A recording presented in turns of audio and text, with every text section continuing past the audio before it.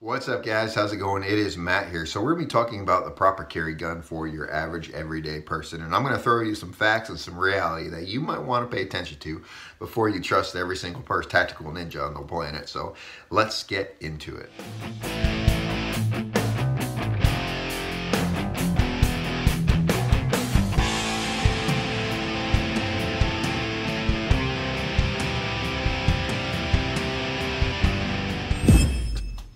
Right now, if you were to just punch in YouTube, go, what is the best carry gun? There'll be so many videos, you will not be able to keep up with it. You will not be able to keep up with the amount of videos that you find. There's so many people recommending different guns, different types, double stacks, single stacks, revolvers, whatever it is. You'll find all these videos of what gun you should choose. And they have a great, they all have kind of a similar kind of explanation of why you need this specific gun. And they pretty much just copy it from someone else and they bring it over to their own channels. So I'm going to discuss a little bit about reality when it comes to actual carry guns. Now, in your average everyday civilian world, your average everyday civilian really going to be getting attacked by ninjas anytime soon, or entire cells of terrorists, and we're not patrolling the streets as civilians, so we need full kit and gear and rifle to patrol the streets just to go to the grocery store, if you catch my drift.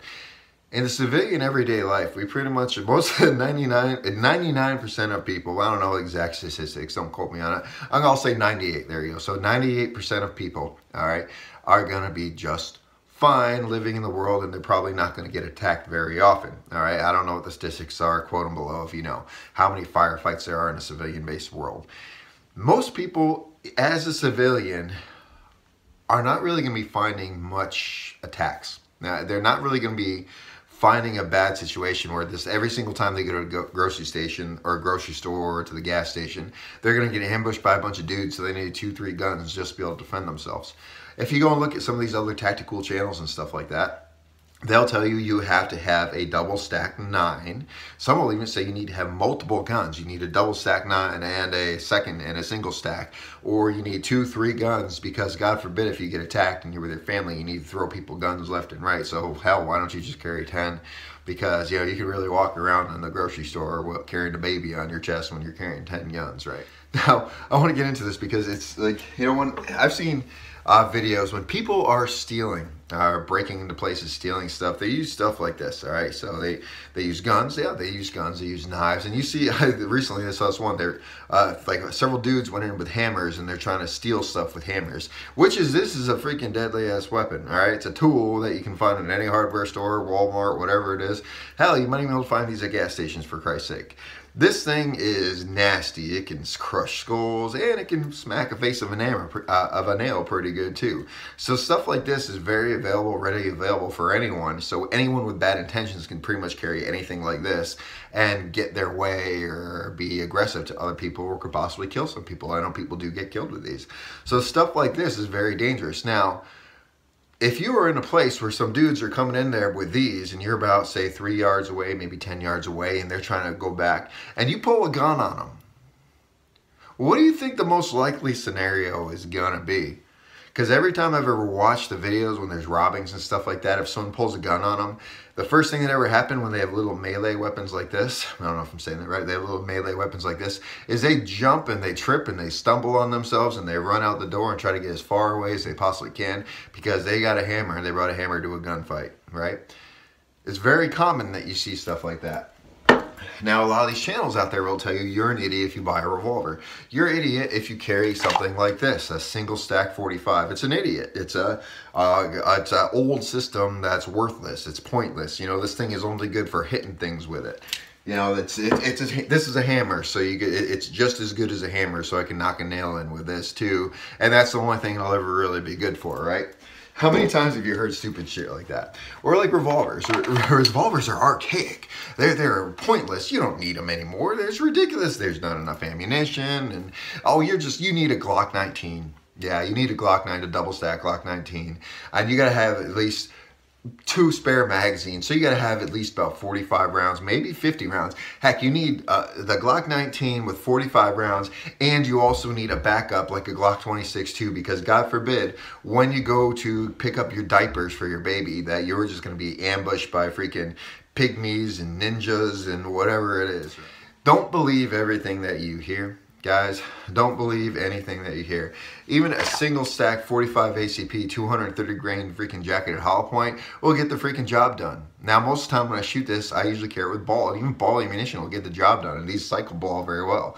I found a ammo I like Winchester for this. I think it works great. You're telling me that a single stack of this, 8 rounds of 45 ACP, if I shoot it at someone in a defensive situation, won't stop something? Because God forbid, this is an archaic weapon. You're telling me if I had a 44 Magnum, 3-inch, I don't know if I'd want to shoot that, honestly. With a Magnum load, that might hurt a little bit. But you're telling me if I had a 3-inch 44 Magnum on my hip, that I would not survive, and that I probably couldn't hit the target. I've seen some dudes, just watch Hickok 45, guys. He can freaking shoot those damn things, right? And those Magnum, you got freaking hot Magnum loads, and he's hitting center mass of the stuff you're doing.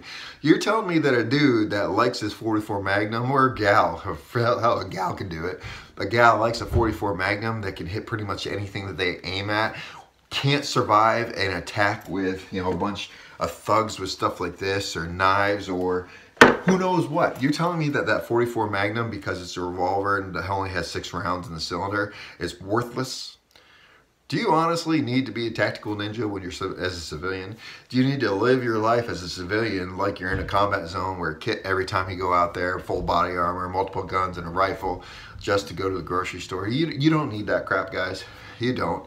Be a person, for crying out loud. Be a civilian. You know, who cares what these tactical ninjas are telling you about? Most of these tactical ninjas have never been in a combat situation their entire life. A lot of them actually haven't. And they haven't been in a combat situation their entire life. And they teach nonstop about you gotta have multiple targets. They have paper targets out. You shoot again, then shoot again, shoot again. Because God forbid, you know, that paper target, you know, that's it. You know, it's not gonna fall down until you shoot it enough, right? You know, because it's not like it's posted on a plank and like it's not flesh and blood and breathing. You know, in most civilian-based firefights, 3 rounds, 3 seconds, 3 yards. After the first shot is fired, a couple things happen. 1, the bad guy falls. 2, the bad guy runs away. That is the most likely scenario that happens.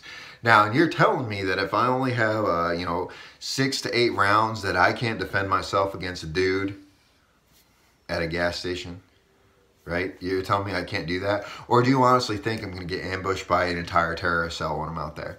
So when it comes to I'm rambling on, guys, but when it comes time to choose a carry gun, guys, you don't have to believe every single thing that tactical ninjas in these high school these schools will tell you. So you don't need to believe every single thing that you hear. What you do need to understand is, yes, it is your responsibility to defend yourself. By the time the police arrive, the fight's already been over, and you're going to be a victim if you don't defend yourself. Takes seconds, 3 seconds tops. You're talking 3 seconds and it'll be over and done with. That's 1, 2, 3, and it's done. All right? You don't have that much time to depend on someone else to defend yourself. So it doesn't matter what type of gun you have. Have a caliber that is capable. Like me, I recommend anywhere between a 380 will kind of work. But I'd say I recommend either 38 to 9 up to 44 Magnum range if you really want to, all right? That's the recommendation range that you want. I mean, like a 357 Magnum, God, gee, that's a freaking badass round. It drops a deer, all right? The thing will drop a deer.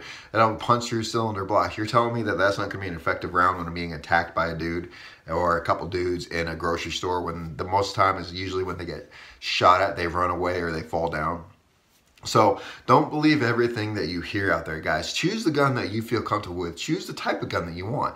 You don't need to have a double stack 9 in order to defend yourself and have multiple guns. You'll be fine with a 6-shot revolver. I mean, there's a police officer a while back that actually stopped a bank robbery with a snubby. With a friggin' snubby. He stopped it. There was another female police officer. She was, I don't remember, she was just a hair designer a couple years back. She was a hair place. She had 1 snubby and she had a speed loader on her. And there was like, if I remember, there was 5 dudes, 5 people that came to rob it. And she defended the entire place with like 10 rounds of 38, all right? Because you got to remember something. Most criminals are freaking cowards, all right?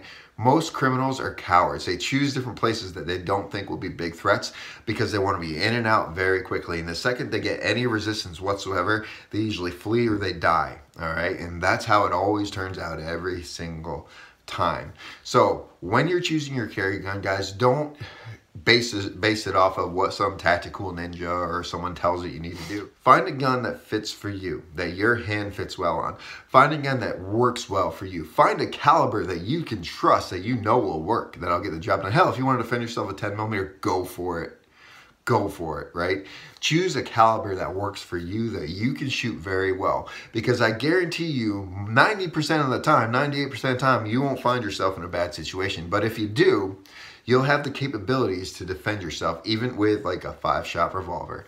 Anyway, guys, if you like this video, like, share, subscribe. Tell your friends about me. And remember, it's our responsibility to take care of each other and protect each other.